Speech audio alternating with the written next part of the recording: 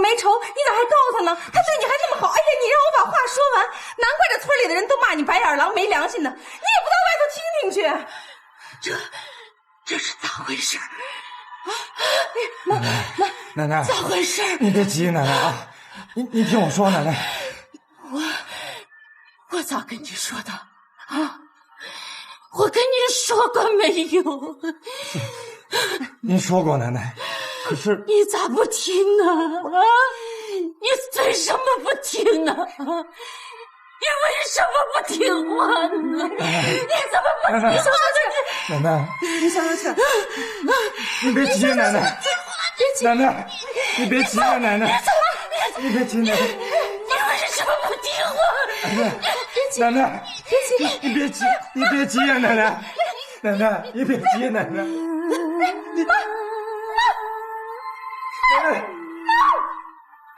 奶奶，奶奶，你这是咋的？奶奶，奶奶，醒醒啊，妈！奶奶，奶奶，哎，这咋办呢？奶奶，奶奶，奶奶呀，奶奶，妈，奶奶，我还是你妈呢，你为啥非要跟我过不去呀？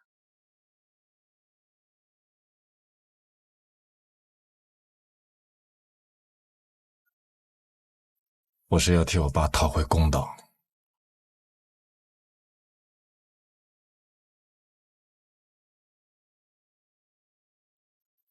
那我呢？谁替我讨回公道啊？妈，我知道爸对您不好，我也知道您不喜欢我爸，喜欢赵叔。可是您不能用这种办法去维护您自己的权利，去追求您自己的幸福，您不能。你妈我没文化，我啥都不懂。你是大学生，你懂得多，你教教我，我该咋样才能维护自己的权利，追求自己的幸福？你说说。您可以跟我爸离婚。要能离，我都离800回了。你以为离婚是那么容易的事儿啊？咱那是在农村啊，儿子。你爸当治保主任那会儿，谁敢同意我们离婚？后来他不管事儿了，也都有了你们了。我每次一说离婚，你奶奶就一个劲儿的哭，还让你跪下来求我。你都忘了？永丹，给你妈跪下，求你妈别走。妈，你别走！妈，你别走！妈，你别走！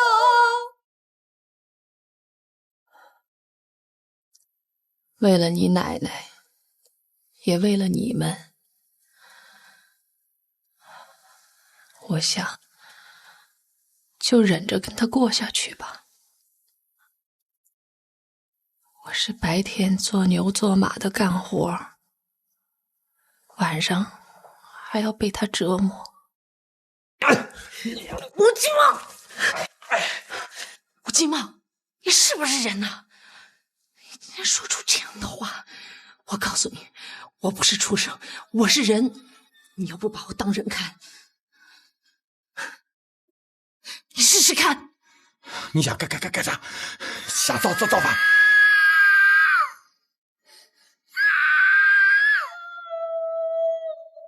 我以为我这辈子就这么打发了，熬到死呗。没想到老天爷让我遇到了赵大龙。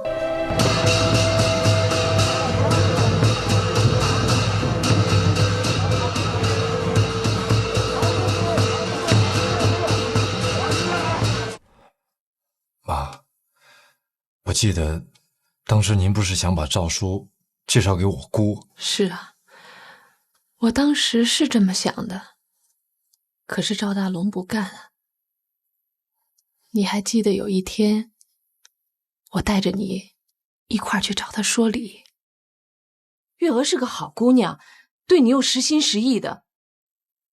这我都清楚，可我爱的不是他。赵叔，那你到底喜欢谁啊？我爱的人，他心里明白。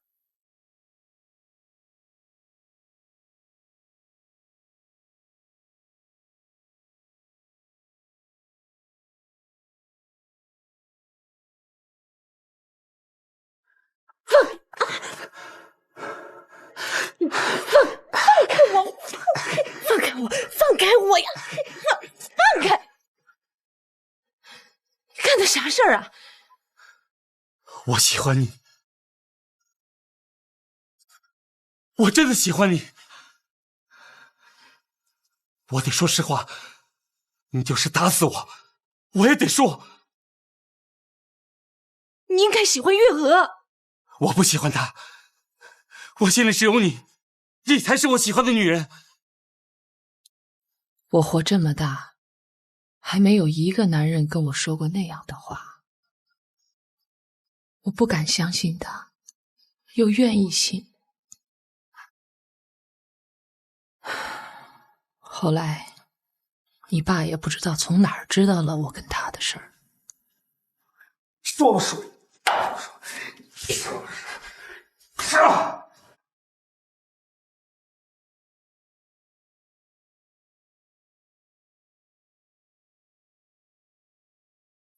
妈，我爸的死跟你到底有没有关系？有，当然有。汤里的硝是我放的，我听人说过，那东西吃多了会让人中毒，所以我一直非常小心，不让你们碰。我想，如果把硝放在你爸喝的汤里，他一定活不成。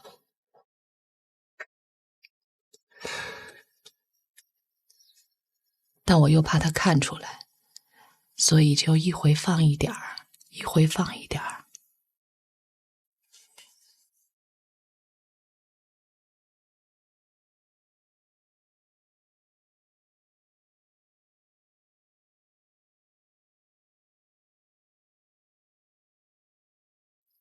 哼，可是他自己等不及呀。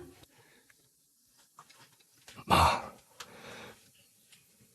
您不是去镇上给我爸请医生吗？怎么会掉在沟里？我给他找医生？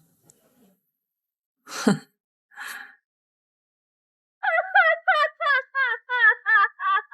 吴金旺，我让你打我，我让你骂我，你去死吧！去死吧你！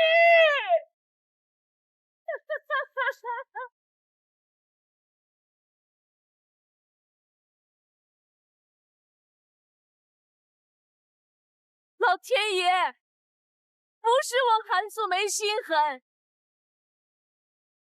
是他吴金旺太不是人了，有他活就没我的活。如果你不让我活，今天就劈死我吧！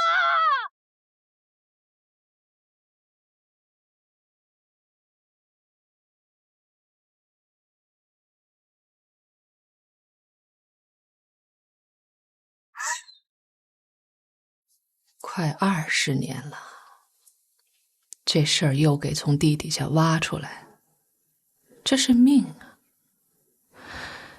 揭发他的不是别人，是我自己的儿子，这都是命。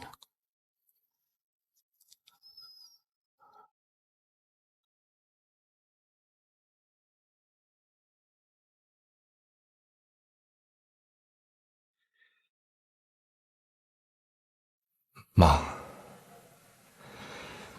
这事儿赵叔知不知道？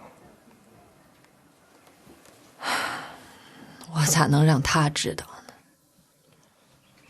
你后来也没跟他说过。我为啥要提啊？让他知道了，你以为他还会要我啊？我真的什么都不知道。你放心，我们不会冤枉一个好人，当然也不会放过一个坏人。让你来就是想澄清一些事实。对，希望你能找一找证人，能够证明你在吴金旺死之前确实没有见过韩素梅，也不在此地，与此事无关。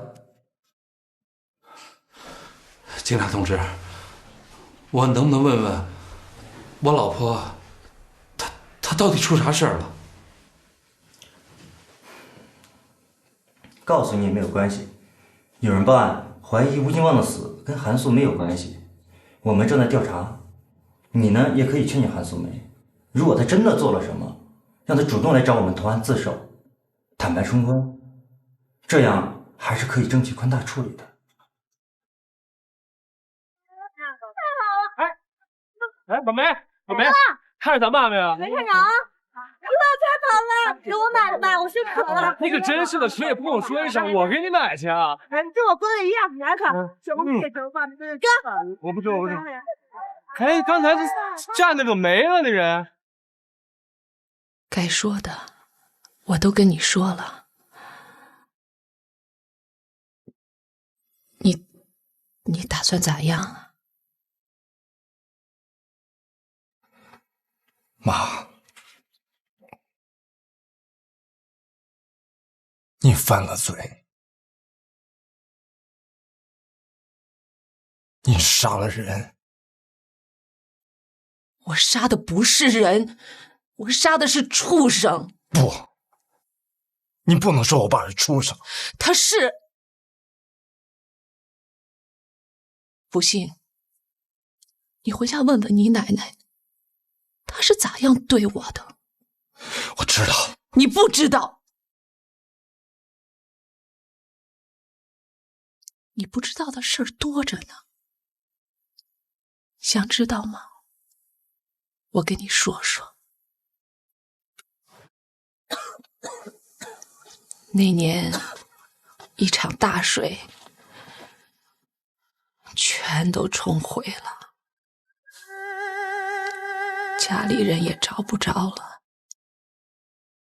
我就一个人流浪到这儿，来到吴家的门口。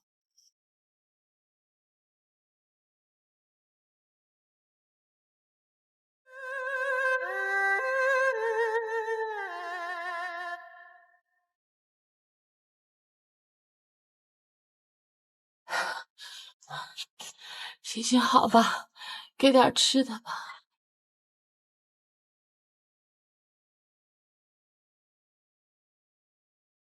月娥，谁呀？哦，妈，是个要饭的。哦，可怜，锅里还有点剩饭，拿给人家吃了吧。嗯。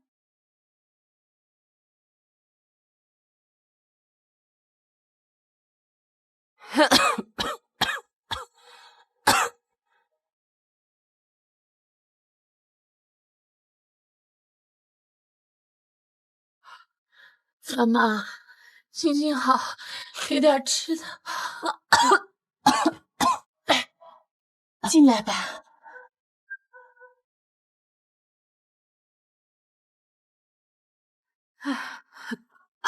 坐下。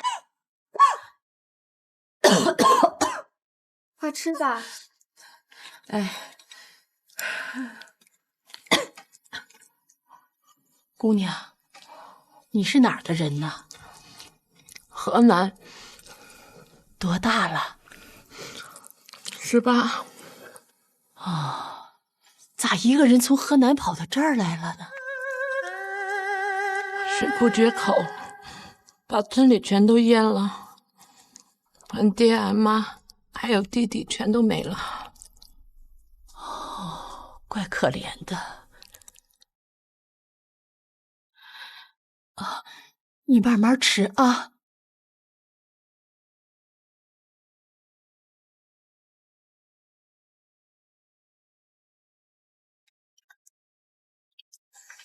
她是你妈呀？对啊。他眼睛咋了？哦，我爸是个书记，带人修水坝，让炸药崩死了。我妈一急，眼睛就看不见了。你妈真可怜啊！行了，你就够可怜的了，还说我妈可怜。你快吃吧。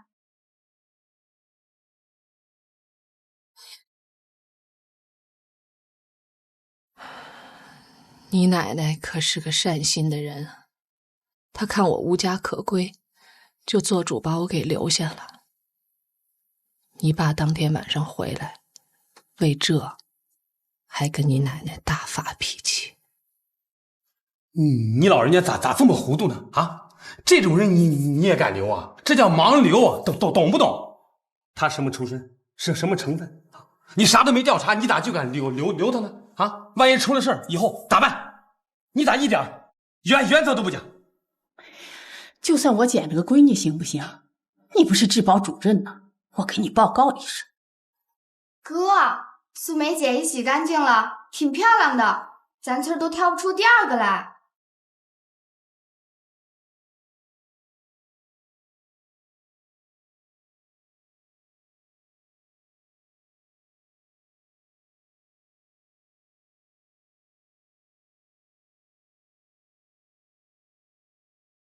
大哥，你刚才说的话我都听见了。我家是贫农，不信你可以去查。你要是觉得留我在这不合适，我就住一夜，明天一大早就走，行不？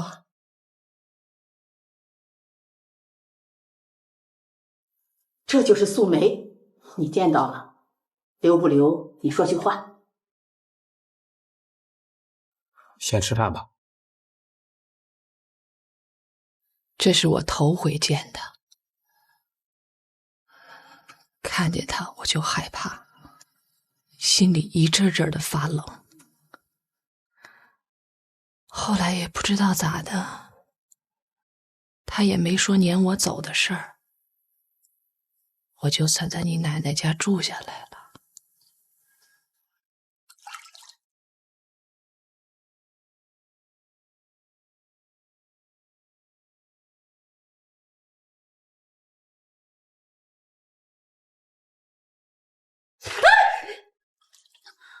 素梅，咋的啦？妈，可能是老鼠。哦，你把东西放好，别让它偷吃了。哎，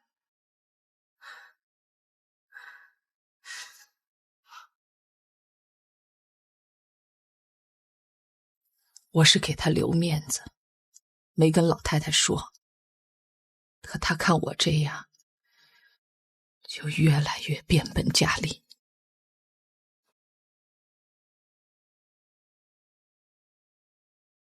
门关上。关门干啥呀？废话，这真多。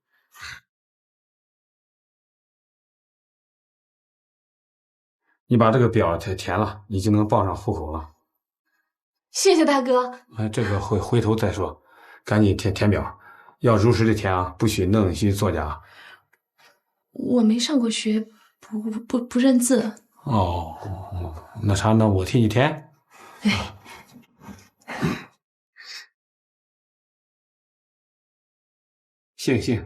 姓名？韩素梅。哪个素？艰苦朴素的素。哦，荤素的素。性别？你说呢，大哥？女。啊，女，对，女的。年龄？18。出生年月？1955年。那填表以后呢？以后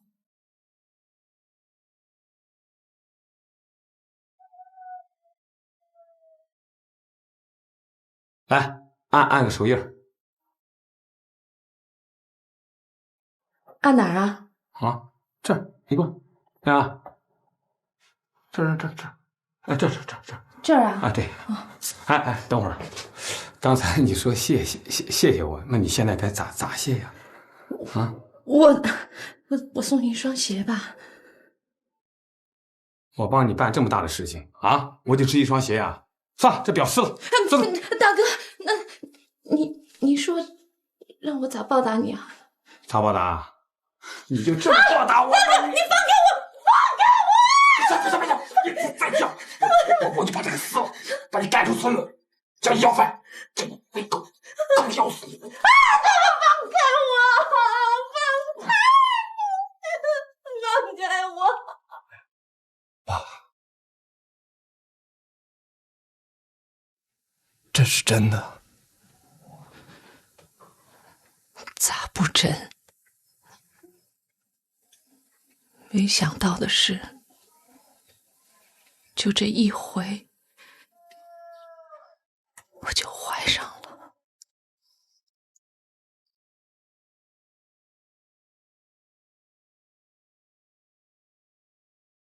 说吧，咋回事儿？那男的是谁？啊？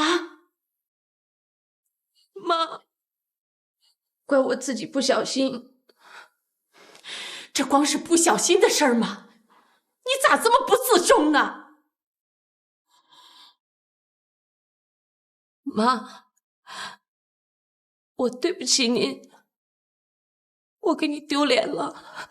孩子，你好不容易有个家，我正催着金旺给你办手续，你咋这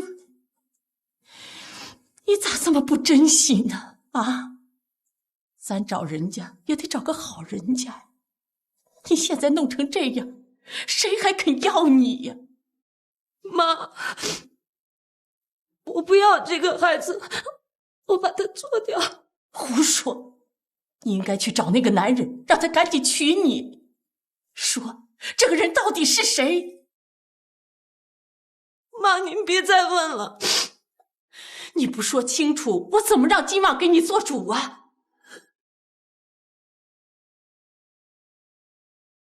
不对呀，你整天大门都不出，哪里会招上男人呢？难道是素梅？说实话，是不是金旺？妈，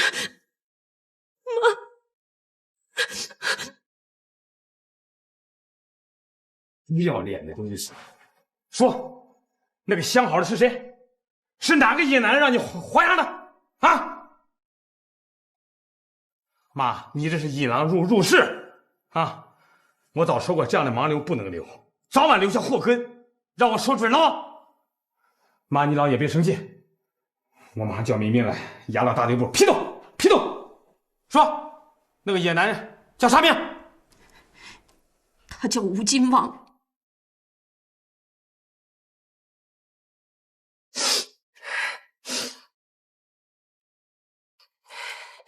那天你让我到你屋去填表，你对我干啥了？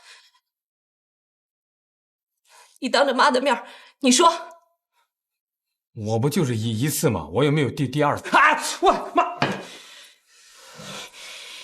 你个不成器的东西！当初我要你好好带素梅，娶她，你100个看不上她，你咋在背地里干这种事儿，害人家姑娘呢？现在你把人家害成这样，还要把她拉去批斗，该批该斗的是你。素梅，走，跟我到大队去报告，我倒要问问，这算个啥罪名？妈，千万别去，千万别告我，一告我就全完了，妈。孩子，我知道他配不上你，让你跟他过，真是委屈你了。可事情已经这样了，你就委屈自己吧。就算是我求你了，看在我的面上，你就答应了吧。我真不该答应你奶奶，我就是出去要饭，也不该跟着这个人。当时啊，就想自己也没啥条件，你奶奶对我是真好。你爸人虽然次点儿，但看在奶奶的份上，凑合吧。没想到还是凑合不下去，还是出了事儿。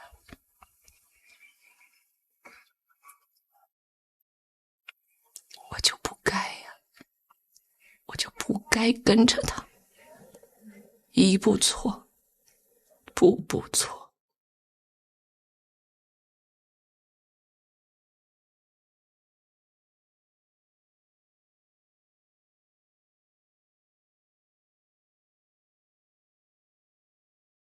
你现在还认为他不该死？你还想替他报仇吗？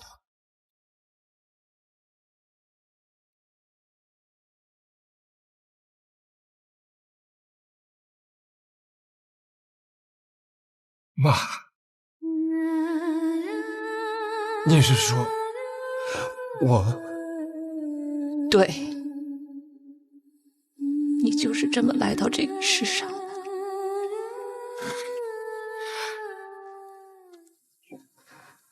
我跟他成亲没几个月，就生下了你，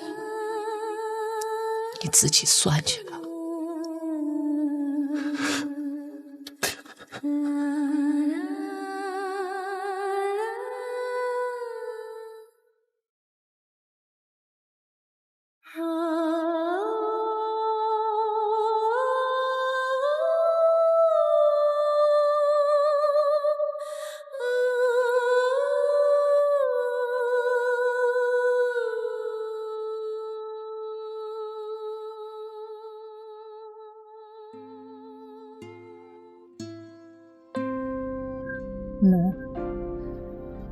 你忘了东西。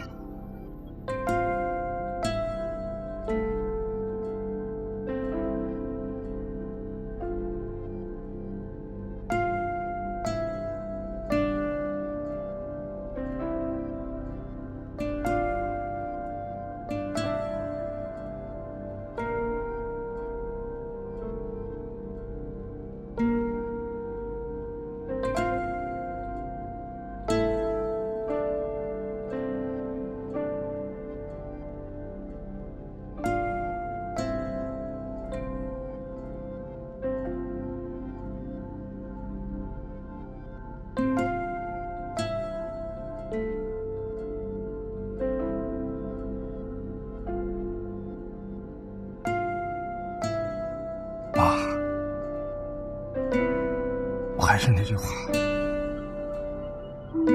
你去自首吧。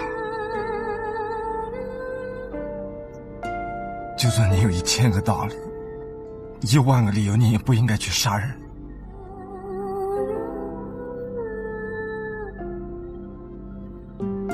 你还是觉得我错了？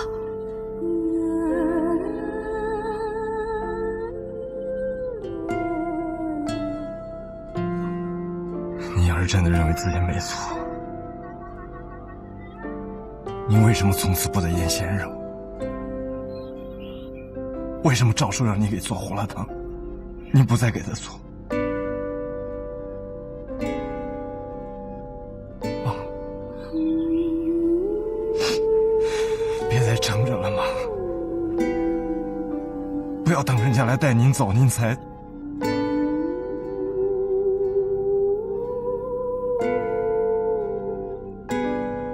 自首吧，妈。妈，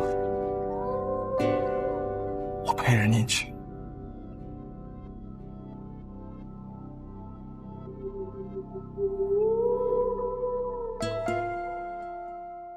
我要是不去呢？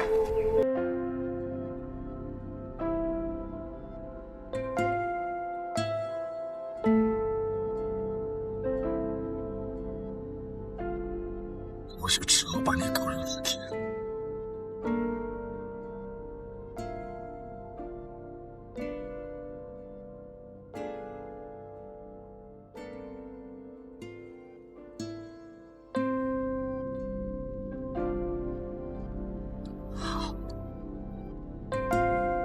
去告吧，我等着你带人来抓我。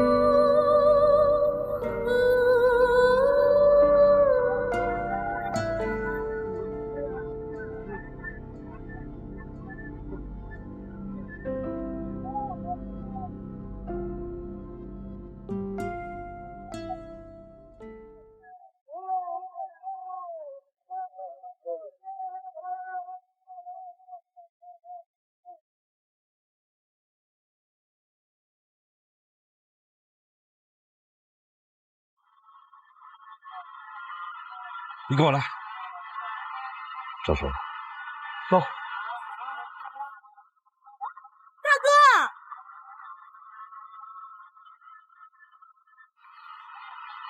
你出来时间可不短了，是不是该回去了？对呀，走吧，走吧，走吧，不能看了。哎，我刚刚看你大哥往这边来了，人呢？被我爸拉走了。啊，对不起啊，米娜姐，我得赶紧走啊。走了。啊。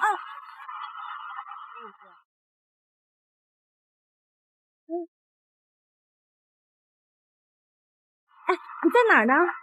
我跟赵叔在一起。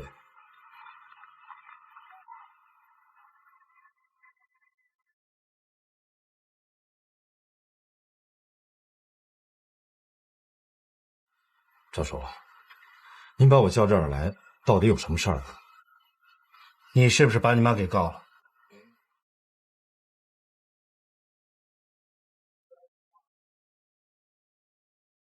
不过，已经准备这么做了。为什么？啊？你妈哪点对不起你？你要这样害她？赵叔，这事儿跟您没关系。怎么跟我没关系？警察刚把我叫去，问了个底朝天，还要我开出不在现场的证明。我问你，你妈干啥了啊？弄得跟审贼似的。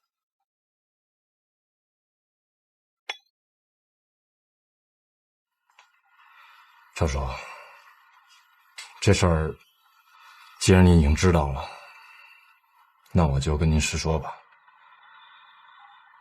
我妈，我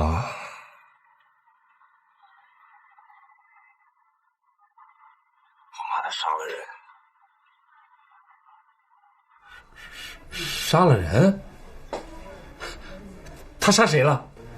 我爸吴金旺。这不可能！小子，谁都知道这是诬告，你还敢拿这事当真？还敢报告给警察？你个白眼狼！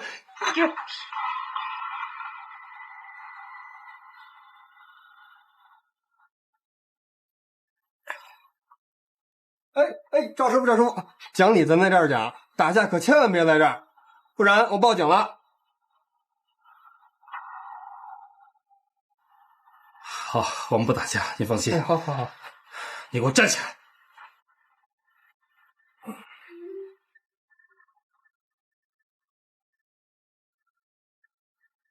哎，这位先生，您没事吧？没事。啊，没事就好，没事就好。小子，你给我坐下。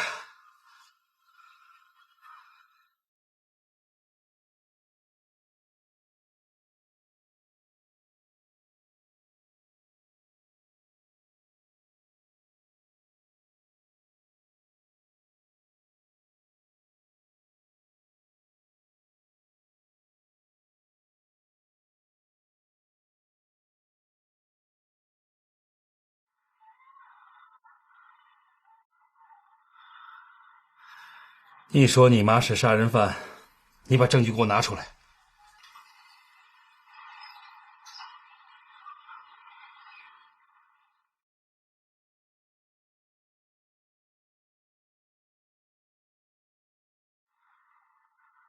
我爸的死跟你到底有没有关系？有，当然有。汤里的硝是我放的，我听人说过，那东西吃多了会让人中毒，所以我一直非常小心，不让你们碰。我想，如果把硝放在你爸喝的汤里，他一定活不成。但我又怕他看出来，所以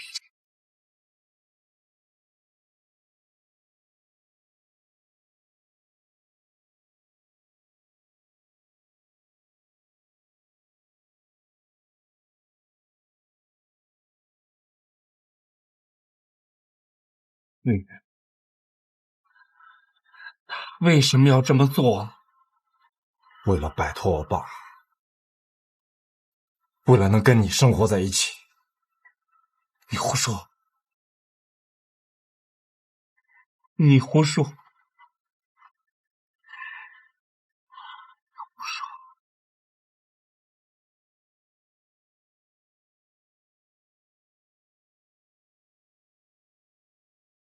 我求你了，小叔，劝劝我妈，让她去自首吧，这样还有可能争取宽大处理。老叔，这是她唯一的出路。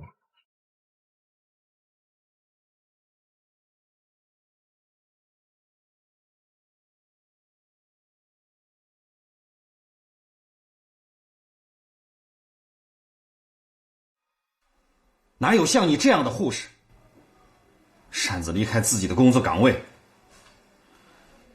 跑出去看什么射火大赛？出了问题怎么办？啊，你能负得起这个责任吗？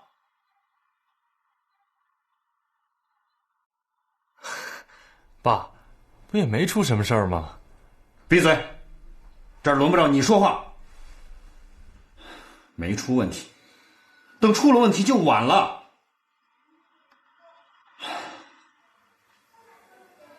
你去吧，回头写个书面检查给我送过来。嗯。爸，小梅可是我女朋友，你能不能对她客气点儿？什么女朋友？我同意了吗？哎，爸，你怎么没同意啊？你忘了上次永南大哥回来，你不还上人家家吃饭呢吗？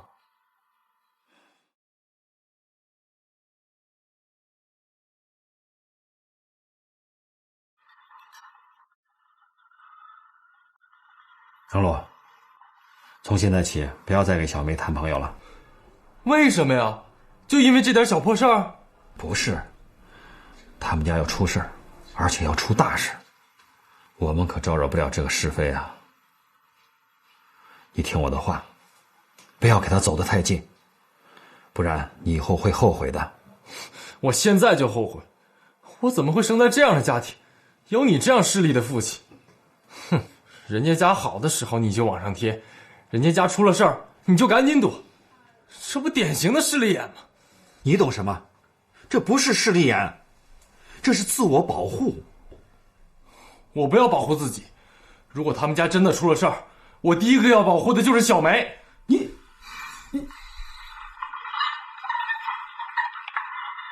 他什么都没说，电话就挂了，我再打也打不通了。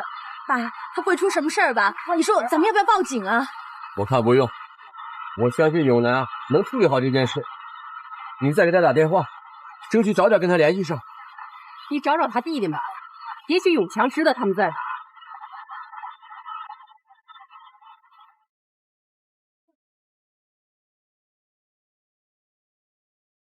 关机。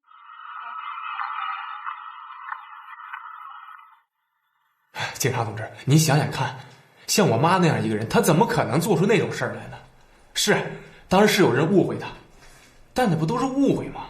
再说了，那警方对我爸当时的死已经做出正常的死亡结论了。哎，这个你要不信，你问李局长去。再何况了，那当年怀疑我妈的人现在都理解他了。你说你们过了这么多年了，怎么又把这事儿给翻出来了？赵永强，我们不会无端的怀疑一个人。吴永南是你的哥哥吧？对，是我大哥。是他向我们提供的线索，这怎么解释？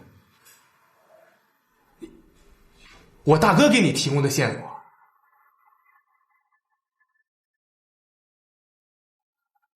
这不可能吧？为什么不可能？因为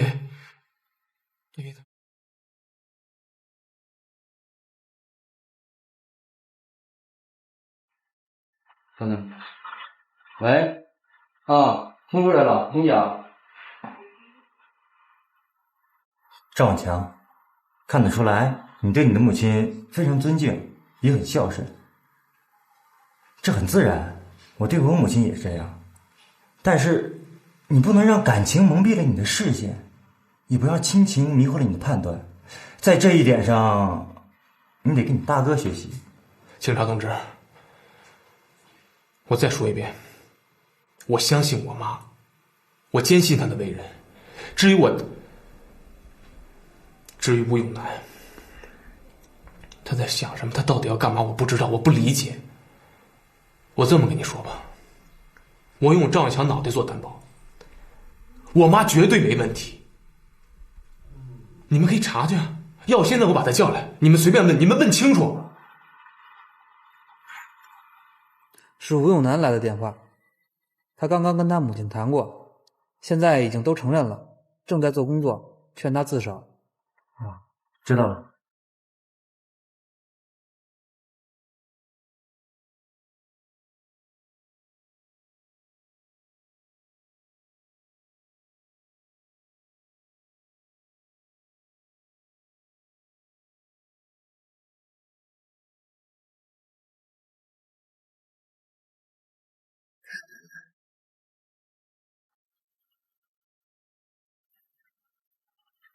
饿了吧？我做了胡辣汤，我给你热热去。汤里放了些啥？木耳、粉条、花生。就没别的？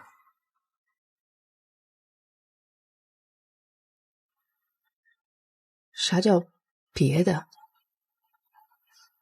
亚硝酸盐。你不是在吴金旺的汤里放过那玩意儿吗？再放上啊！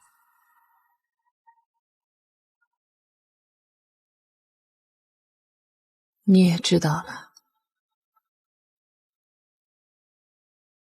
你咋会干出这种犯法的事儿？为啥？你说我为啥？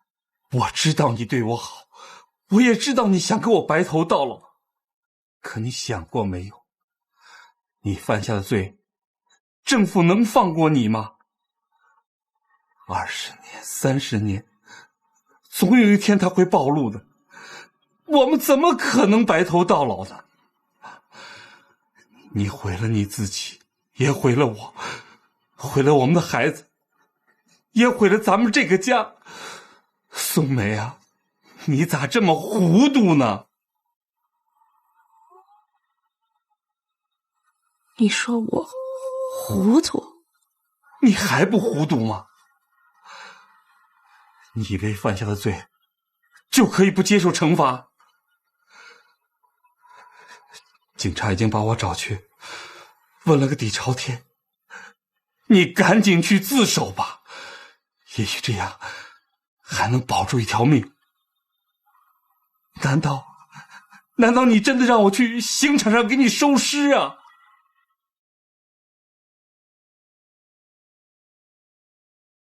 宋梅，你离我远点。宋梅，你不用怕，我不连累你，我也不连累任何人。咱现在就去离婚，马上就离。你胡说啥呀？快去找警察自首吧！我找警察干啥？我不找他们，他们也会来找我的。永南已经报告了，我也都承认了。现在你知道了，永强、小梅他们也会知道，镇上的人也会知道，永南他奶奶、姑姑。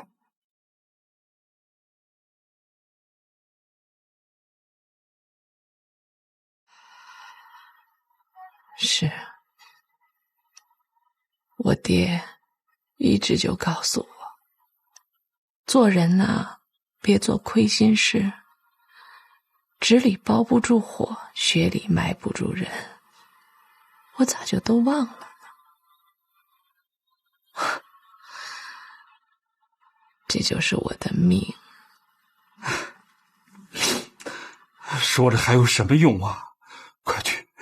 快去自首吧！啊！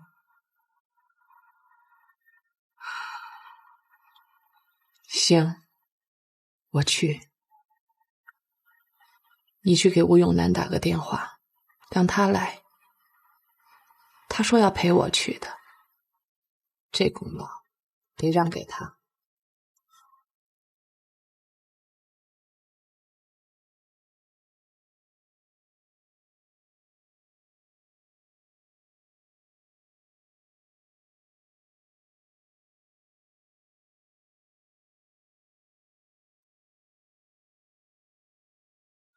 我爸的死跟你到底有没有关系？有，当然有。汤里的硝是我放的，我听人说过，那东西吃多了会让人中毒，所以我一直非常小心，不让你们碰。我想，如果把硝放在你爸喝的汤里，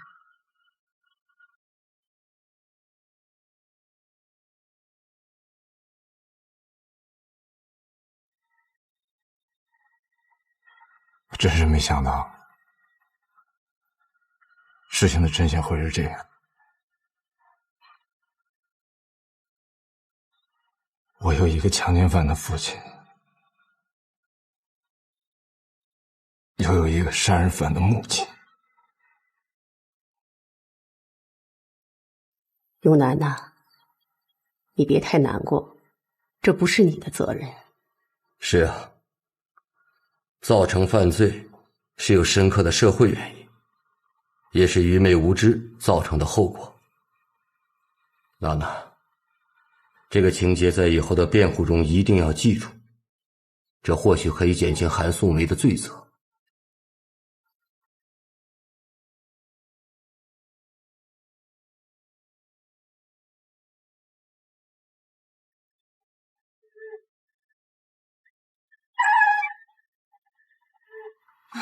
永强，吴永南在吗？在。叫他出来。进屋坐啊。我不进去。你叫他出来。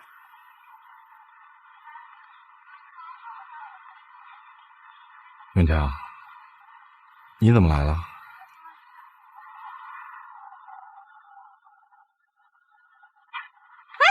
永强，你别碰我，走开！你住手！你走开！你没事没事。吴永南，问你，你为什么非要告诉警察说咱妈杀了咱爸？为什么？永强，你听我说。我不想听。我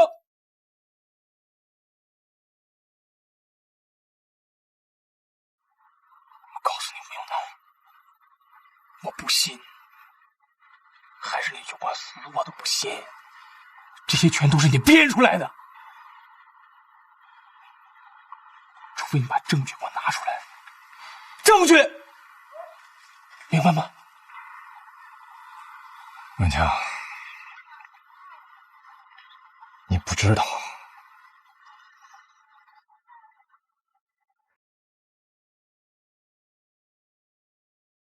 你自己听啊。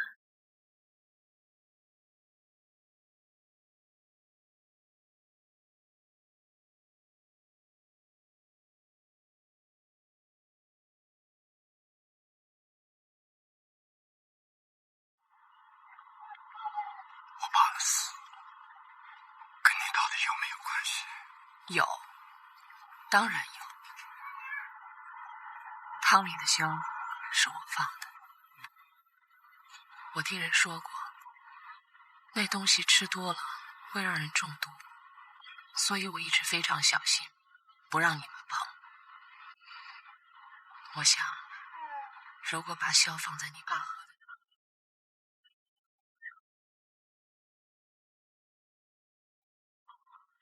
小梅，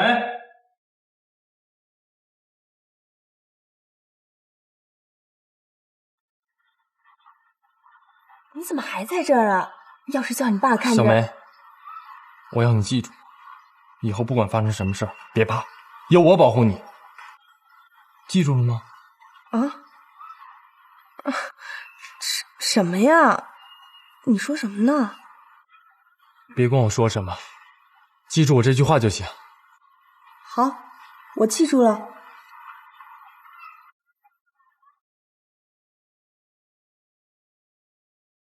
谢谢。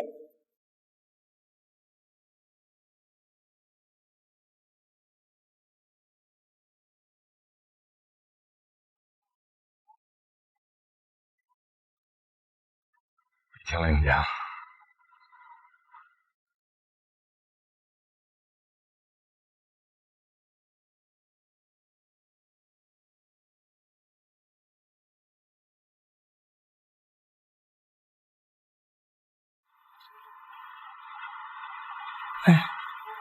永强，你哥电话多少？找他干嘛？有事儿，你把电话告诉我。在这儿。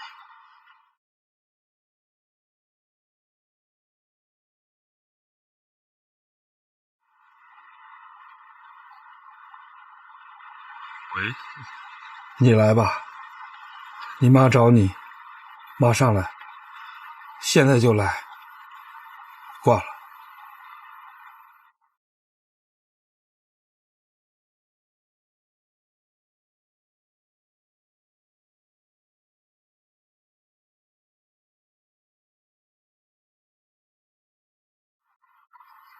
苏梅，开门啊！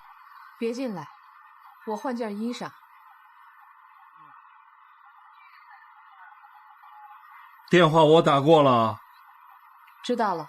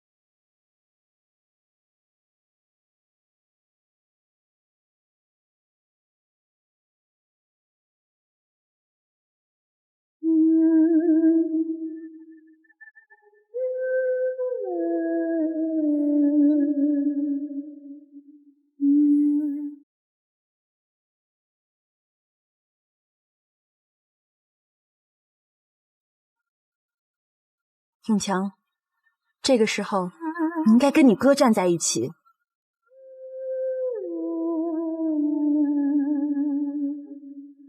干嘛？把我妈送上法庭，让她去死？不会的，只要她肯自首。你说什么？自首？我妈要去自首？这词儿听着真陌生啊。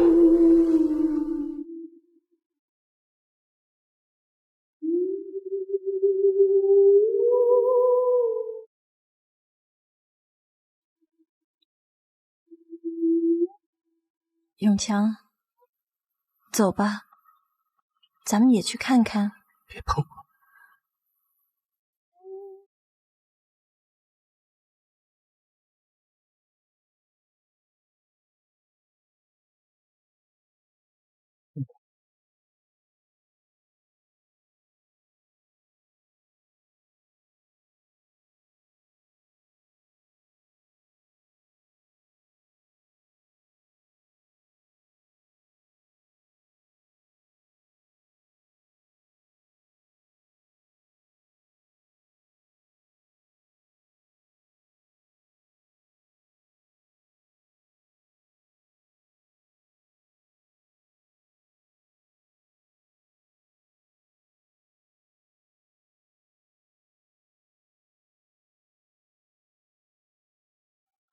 赵叔，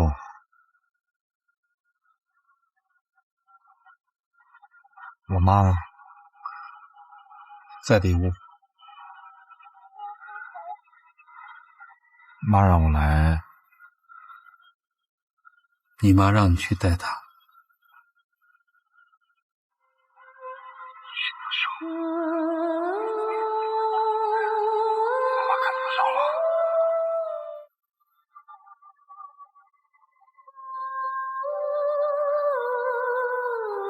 喂，阿明娜，我真要告诉你，我妈敢自首了。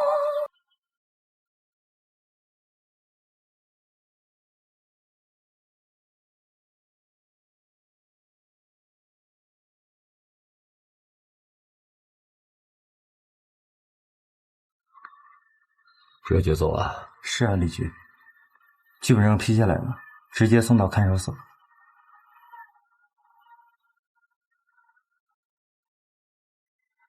姐呀，别干那傻事。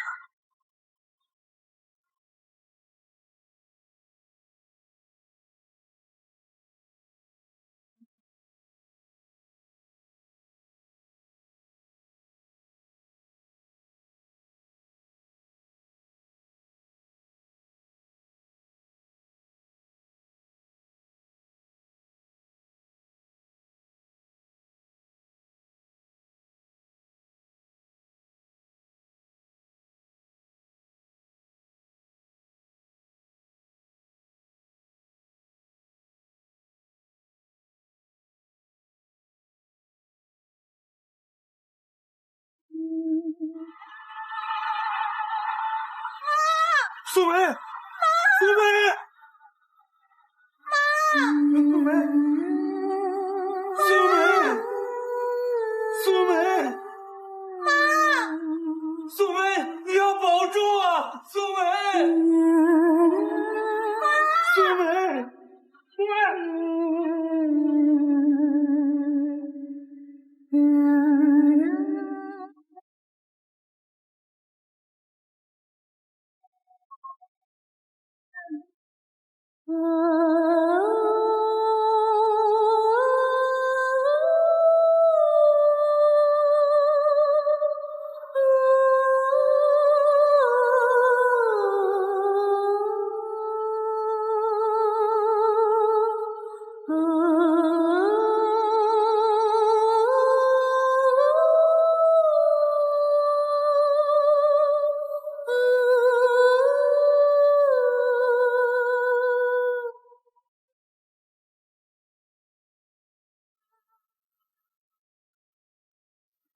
永南，我能理解你内心的感受，可是你不该因此就失去了对是非的判断。毕竟犯罪的是你妈，又不是你，你怎能将这一切罪责都担在自己身上？我同意米娜的说法，你妈妈对你来说是一个好母亲，可她的确是个犯了罪的人呢。你要接受这个事实。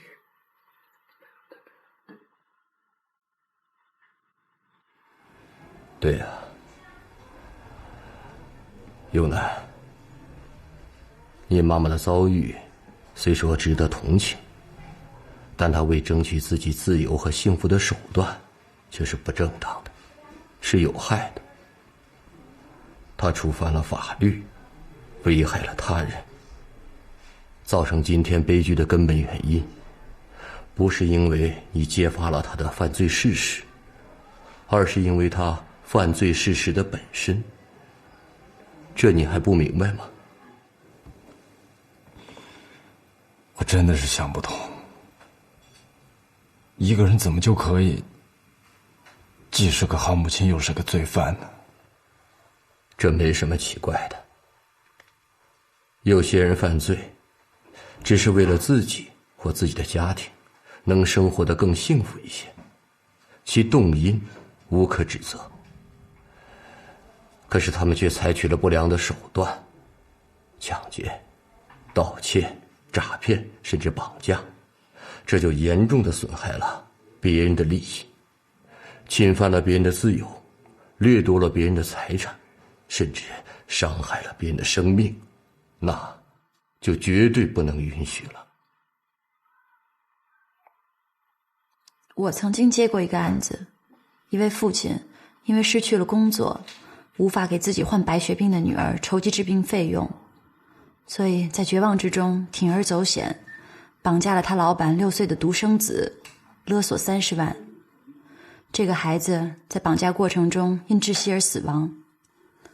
在法庭陈述的时候，所有人包括法官在内都被这位父亲对女儿深深的爱所打动，可是这也改变不了他犯罪的事实。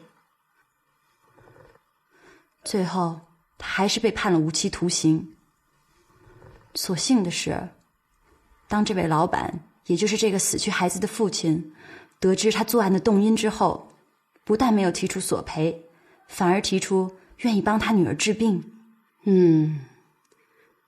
这老板还真是不错。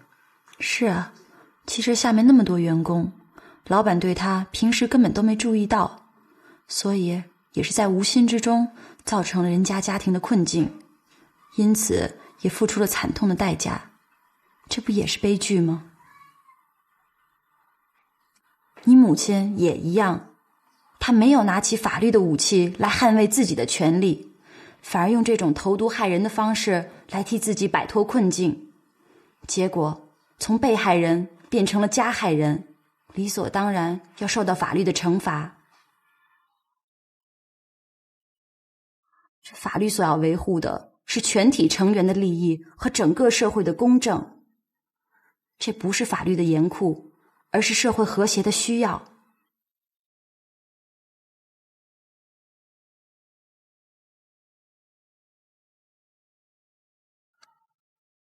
永南，我越来越感觉对不起你母亲。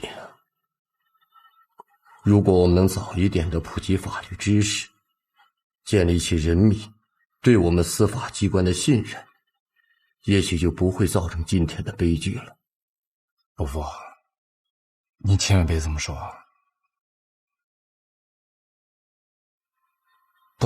都是由于我的软弱。我早就提醒过你，你要想好了，要有充分的思想准备，而且我说了不止一次，面对真相是需要勇气的。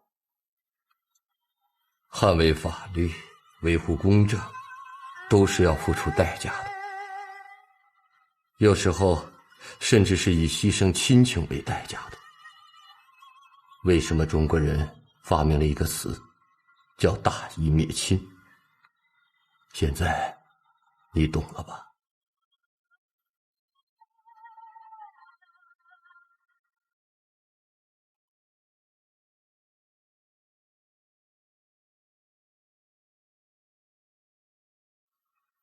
你有足够的准备了吗？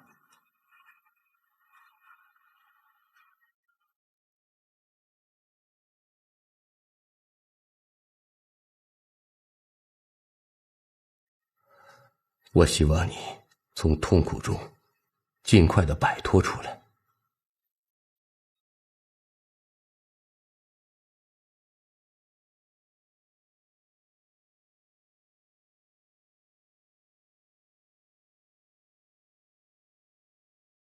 请问这里的人是韩素梅吗？是那个毒死自己丈夫的女人吗？请问什么时候开庭？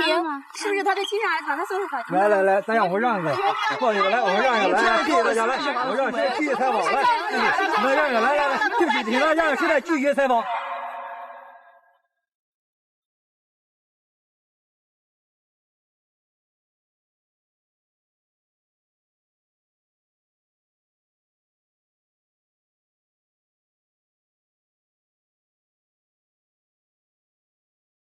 那么小子，能是他吗？怎么不是他呀？报上写的清清楚楚，病理科，来自农村，不是他是谁啊？真的，这是看不像呀。你们好。你好。你好。讨论什么呢？没说什么。没说什么。我先去忙去了。好。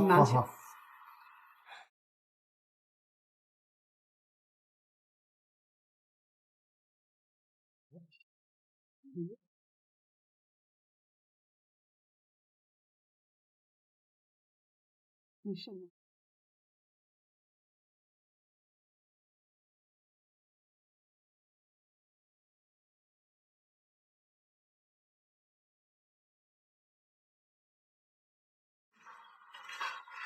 准备好了吗？好，准备好了。是今天报纸吧？我看看。这个。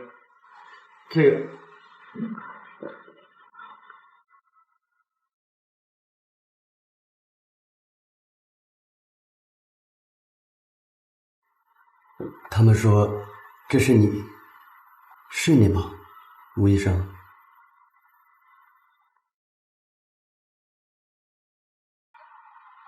吴医生，您别回科里去了，一群记者正在堵着你呢。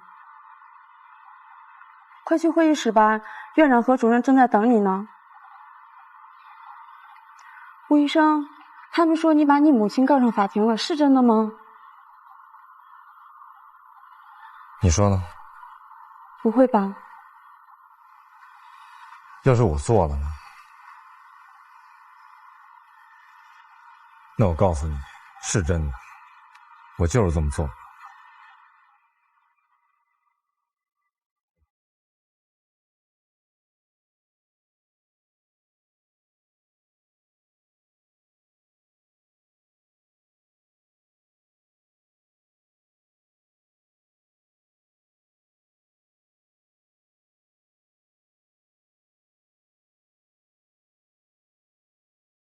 吴医生，这到底是怎么回事儿？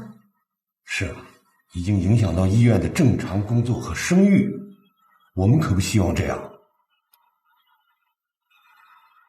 我不明白，怎么会因为我的私事儿影响到了医院的声誉呢？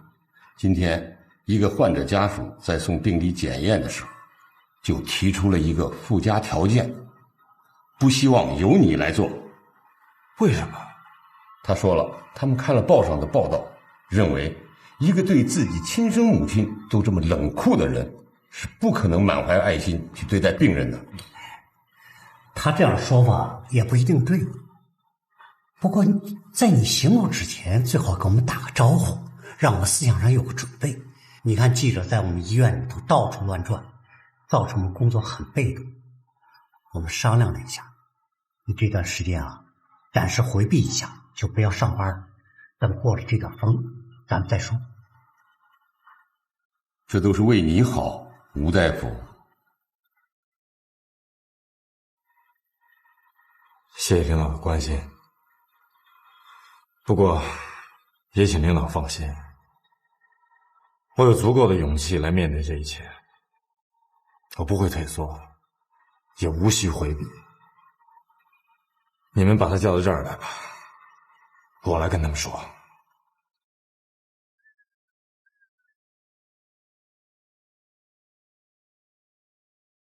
韩素梅，律师来了，要见你。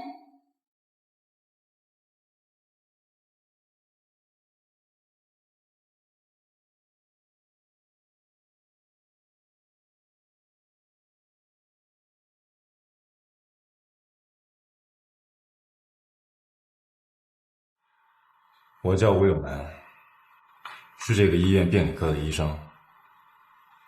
也就是你们要找的人。关于我母亲的案子，如果你们真的想了解，你们可以去找法院或者检察院。要是问我，我只有4个字：无可奉告。原因很简单，这个案子到现在都没有开庭，我不希望有任何因素来干扰司法公正。至于我跟这个案子的关系，你们也不用问了，我可以说的只有3句话：一，我爱我的母亲，但是当她做出了犯罪的事儿，我所面临的选择是不言而喻的，它取决于我从小受过的教育，也包括我母亲给我的教育。2，对于这个选择，哪怕别人说我是逆子，我也认了，因为我明白我不是。当然我会无比痛心，但我并不后悔。3，希望你们媒体能够理解我的决心，也体谅我的痛苦，更希望你们不要炒作这件事情，不要把我说成什么大义灭亲的英雄，或者是什么卖母求人的混蛋，我都不是。我只是一个和你们一样深深爱着自己母亲的人。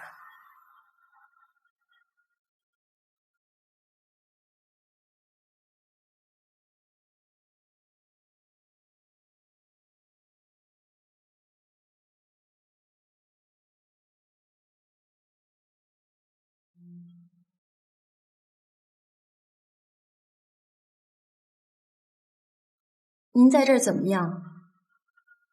身体还好吗？问这干啥？说正事儿吧。您的案情因为涉及致人死亡，情节严重，将会直接由中院审理，时间都定了，是本周4。快点审吧，审完了算。在这儿待着真难受。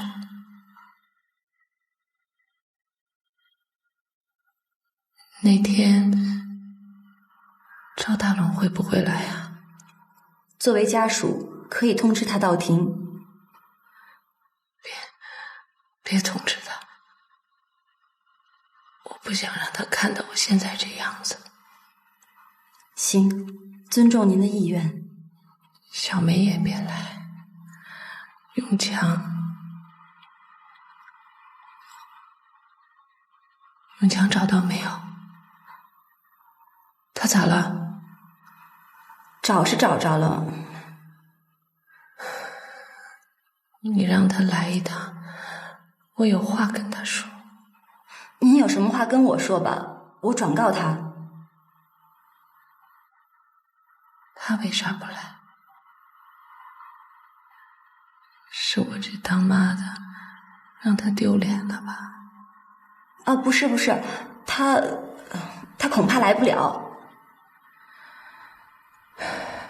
来不了就算了，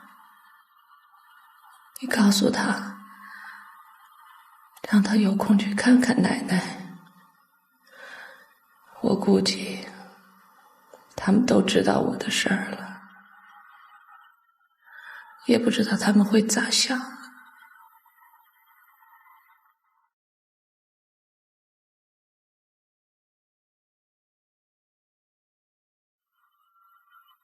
咋了？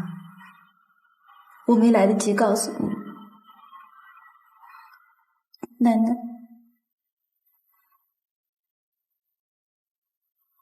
奶她没了。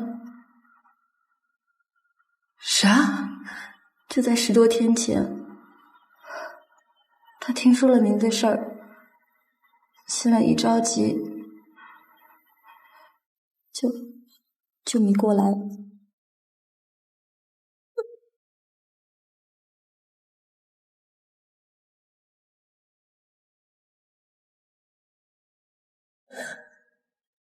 造孽！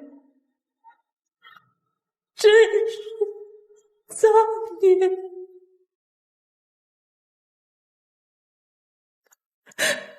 我最对不起的就是他奶奶了。要是没有他老人家，我当年早就饿死在那个山沟了。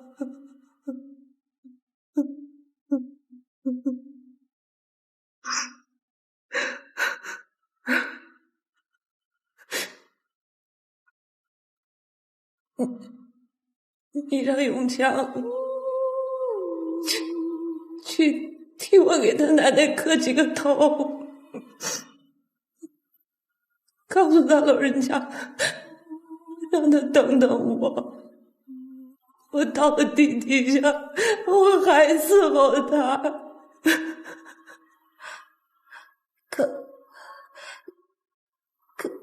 可永强他，永强咋了？他出啥事儿了？永强他出家了。啥？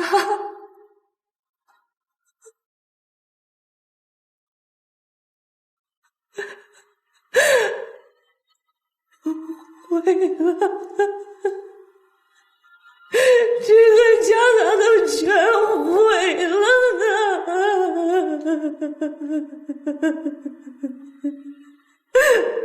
哎呀！阿姨，您别激动，我们还是来讨论一下。还有啥可讨论的？不讨论了，他们爱咋办咋办吧。你让他们枪毙我，让他们杀我的头，我反正不想活了。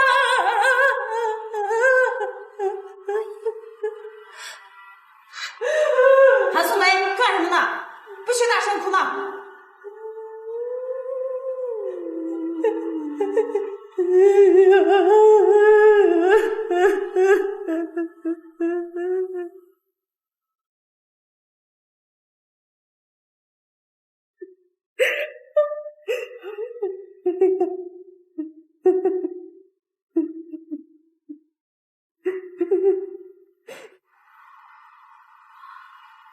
我所做的选择，我想每一个有知识、有责任感的人，应该也会这么做。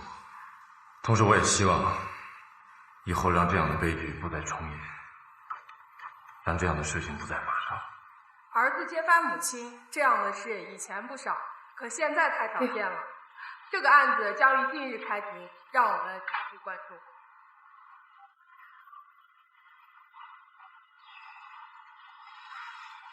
听上去是不是有点唱高调啊？不，我觉得没有，你讲的非常好。只要你的心是真诚的，就不要管别人去怎么议论。你刚才说不要让悲剧重演，这话说得好啊。林娜还没回来啊，她去看你妈了，刚打来电话说堵在路上了。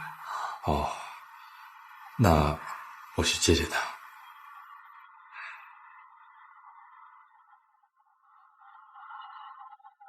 来看报，看报啦！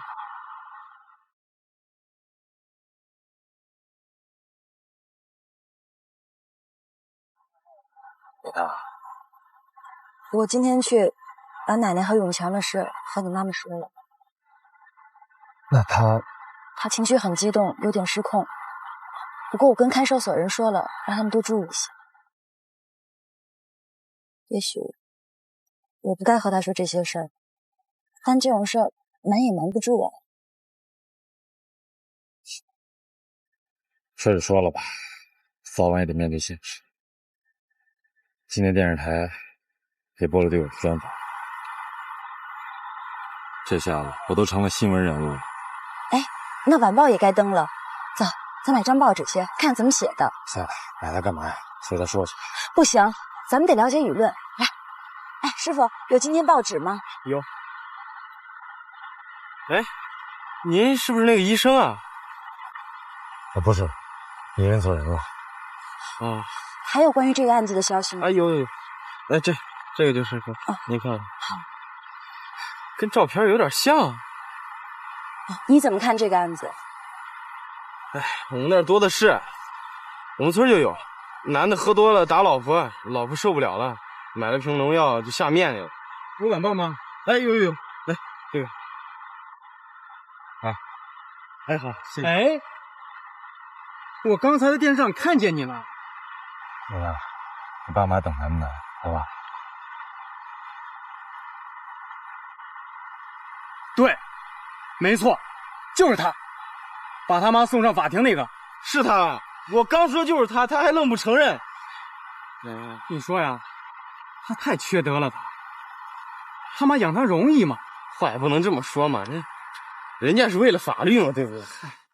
看来以后你出门要戴墨镜了。这些个记者呀，就抓住你告你妈这件事做文章了。对于案子的本身呢，我看他们并不怎么关心。娜娜，你想好没有？准备从哪个方面来替韩素梅辩护啊？我越深入了解案情，就越同情阿姨，也越替她惋惜。她其实是个好女人，但是她却犯了罪。这种本不该发生的事，为什么会发生呢？我认为这不仅仅是她个人的悲剧，在我们国家，尤其是在边远的农村，妇女们缺乏用法律来保护自己的意识。像这种以暴力抗拒暴力，以犯罪手段争取自由的妇女不在少数。刚刚那个卖报的不也这么说吗？所以，你一定要利用这次辩护，唤起全社会对这一弱势群体的关注。米娜，全靠你了。我们一起来努力吧。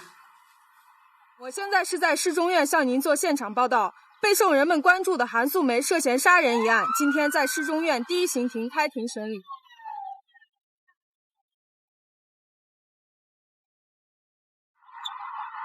你好，请问你是叫韩素梅吗？请问你赶紧把你告上法庭，你恨他吗？如果再给你一次机会，你会不会这样做？对不起，不要拍照，你不要这样。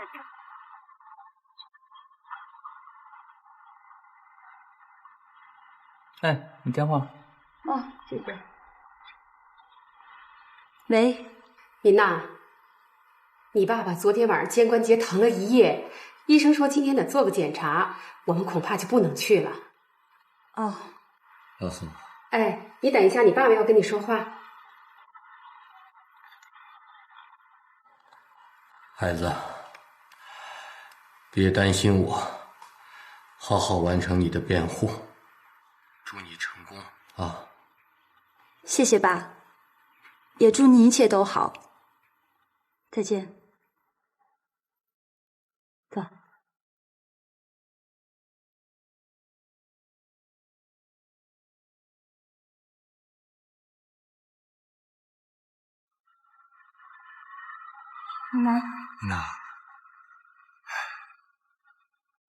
米娜，伯伯跟宋老师来不了了，你知道吗？我知道了，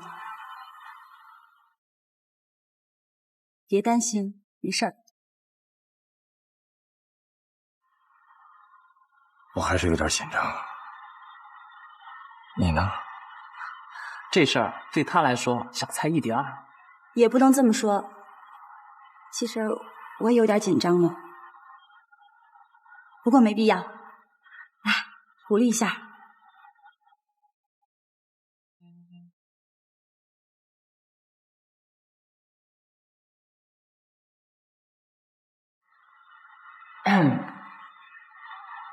你呢？全靠你了啊！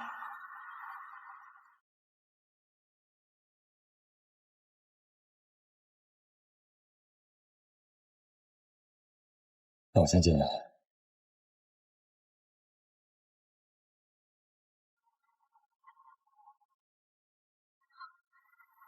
哎，这个农民还挺浪漫嘛。行了，又废话了。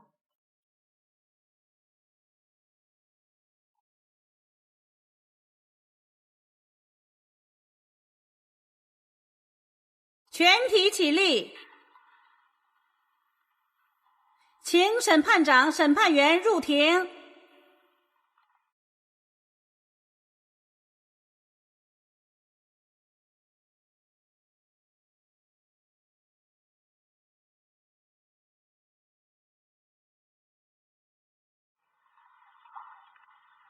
请坐下。柞水市中级人民法院刑事审判庭现在开庭，待被告人韩素梅到庭。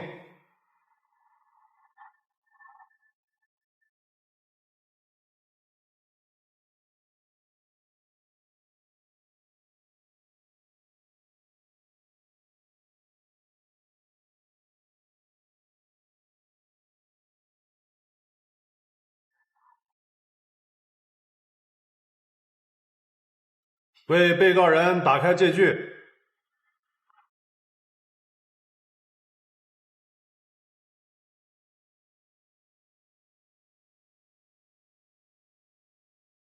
坐下。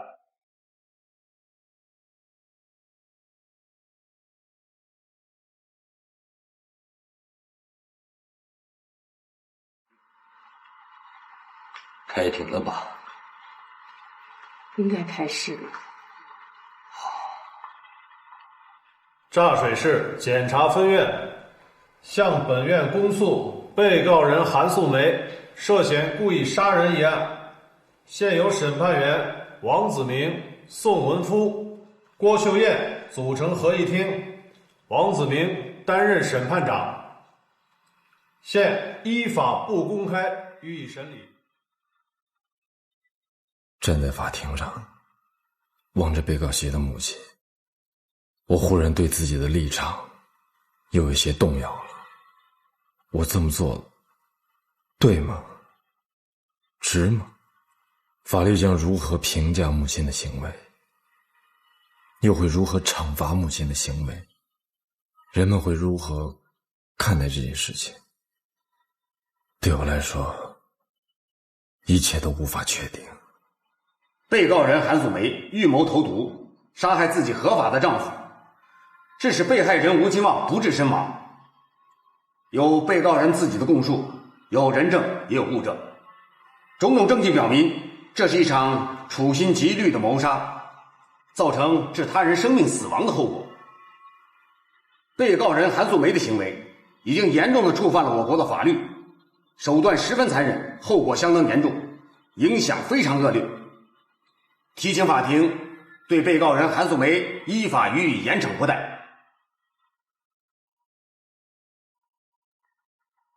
现在进行法庭答辩，请辩方律师发表辩护意见。尊敬的审判长、审判员，我的当事人并不否认他犯了罪，他是主动投案的，具有自首情节，这点要提醒法庭注意。这个案子发生在19年前，当时因为种种原因未能得到惩处，而我的当事人也重新组织了家庭，过着平静的日子。也是一个偶然的原因，让他重新审视自己当年的行为，并决心自首。反对。审判长，辩方律师是在误导。被告人之所以自首，不是出于他的本意，而是由于他的儿子发现了这些疑点。他不是自觉的，而是被迫的。请别忘了，那是他的儿子。儿子发现了母亲的问题，和母亲提出来。如果这个母亲一点都不自觉，他完全可以用亲情来约束儿子，压下这件陈年旧案。可是他在儿子的劝说下，自己主动投案了，这难道不是一种觉悟吗？请法庭裁决。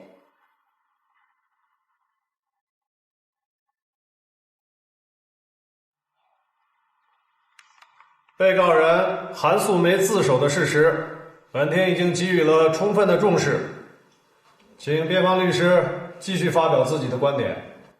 谢谢审判长。但是人们不禁还是要追问，他为什么要犯罪？为什么要杀夫？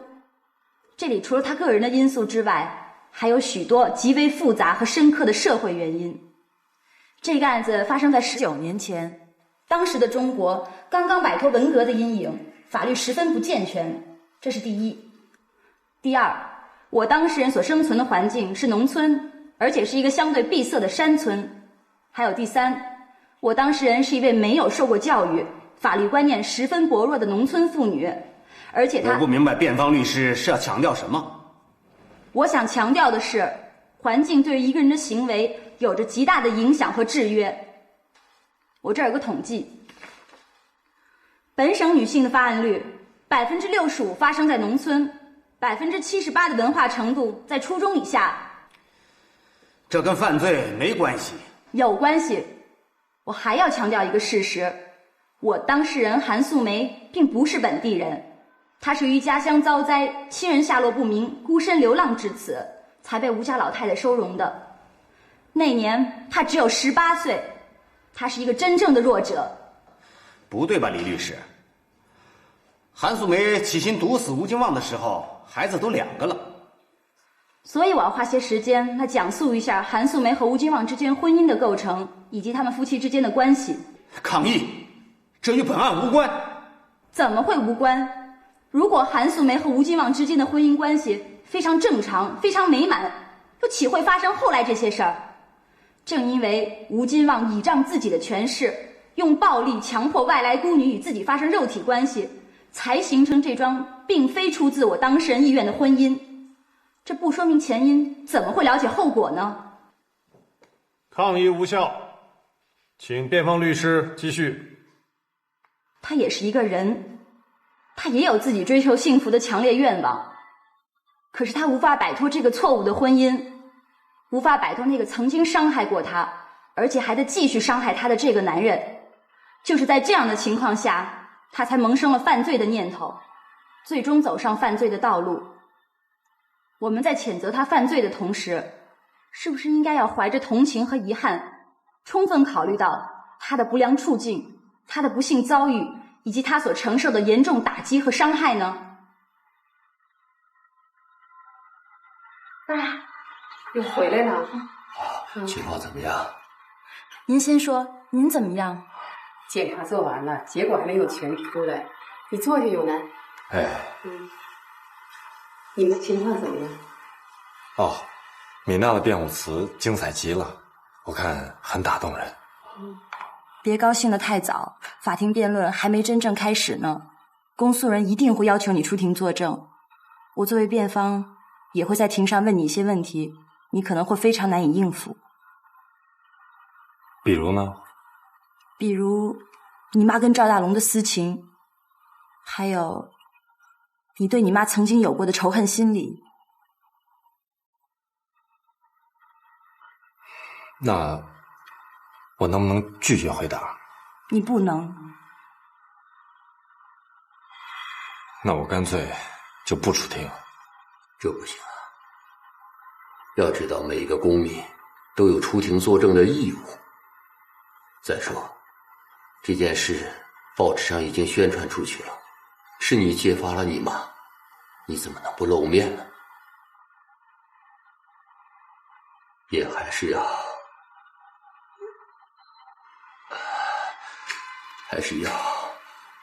坚持。老李，你怎么了？啊，你怎么了？护士！要敢于面对现实。爸，你别说话了。爸，伯父，没事吧？对辩护人的辩护意见，我们认为不可能成为被告人必须犯罪的理由。据我所知，被告人之所以毒杀自己合法的丈夫，主要是和他人已经发生了婚外恋情。我请求法庭传唤证人吴永南。传证人吴永南到庭。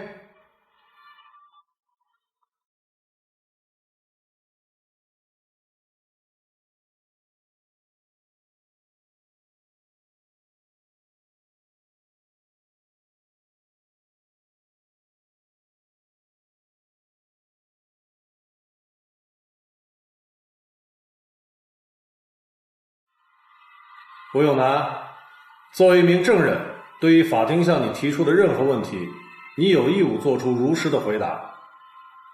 说假话、作伪证需要承担法律责任，你明白吗？我明白。请坐下。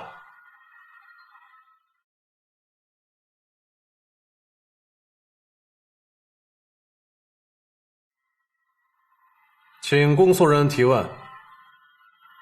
请问证人吴永南，你同被告人韩素梅是什么关系？母子关系。请你回忆一下，你是怎么发现你母亲与他人的奸情的？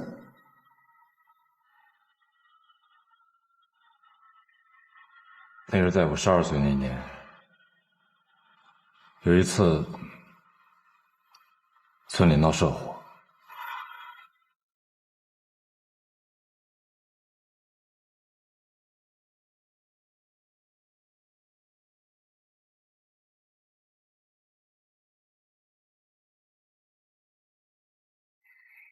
请问证人，在你发现你母亲和赵大龙的关系之后，你是否把这件事告诉了你父亲？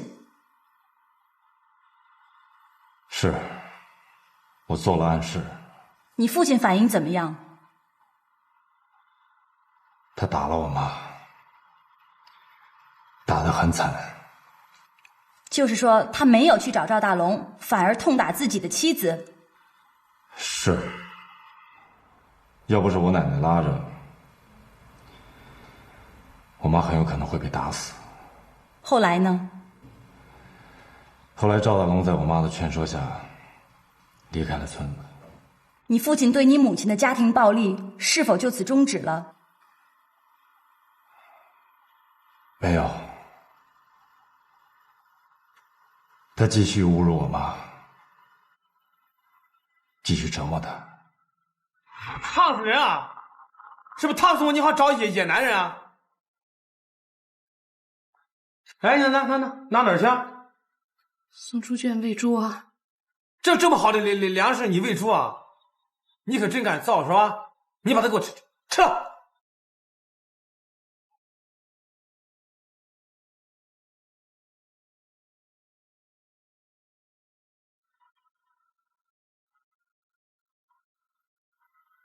证人吴永南，请你再回忆一下，你是怎么发现你母亲可能在火辣汤里下的？那时候我还小，不太可能想到是下了毒。我只是感到很奇怪。奇怪什么？我妈从来不许我喝我爸碗里的胡辣汤。你要干啥？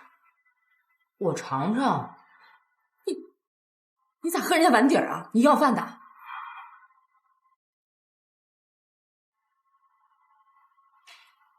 这个事例恰好证明，韩素梅在本质上不是一个残忍的女人。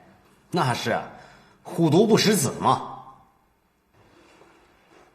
据动物学家介绍，老虎在一般情况下从不主动攻击人类，很多甚至从来没有过伤人的记录。所谓虎毒食人，不过是人类的一种误解，何况食子，这个常识性的错误该纠正过来了。请问，这个与你母亲有私情的赵大龙，跟你母亲现在的丈夫赵大龙是否同一个人？是同一个人。他是在什么情况下和你母亲结合的呢？是在我父亲去世以后，他们通过合法的手续成为夫妻。据你所知，他跟你母亲的关系怎么样？抗议，这与本案无关。审判长，如果不了解这个，怎么能够了解韩素梅呢？抗议无效，请证人回答。他对我妈挺好的，我认为他们的婚姻是幸福和谐的。那我们是不是相信韩素梅和赵大龙发生的感情不是一种奸情，而是一种爱情，是真正的爱情？是。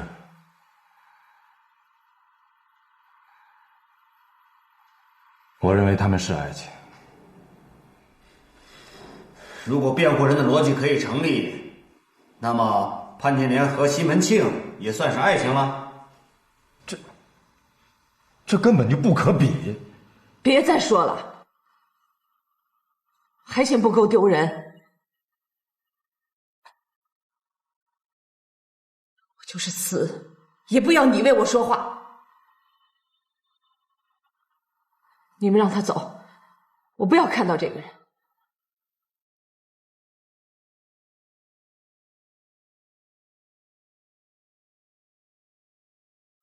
法庭上的一幕很快传开，报上、网上，到处都是关于我和我妈妈的评论。人们对于她的关注超过了我妈妈的案情本身。我妈怎么帮我上了大学，我怎么忘恩负义，一时间成了人们最津津乐道的话题。这顶逆子的帽子，我是戴定了。哎呀，行了行了行了，我呀非得当面问问他，哪有这样的？在家，你在这儿。大夫，有事吗？请问你是不是姓吴？是。你认识我？我们在电视上见过你。把亲妈送上法庭的是你吧？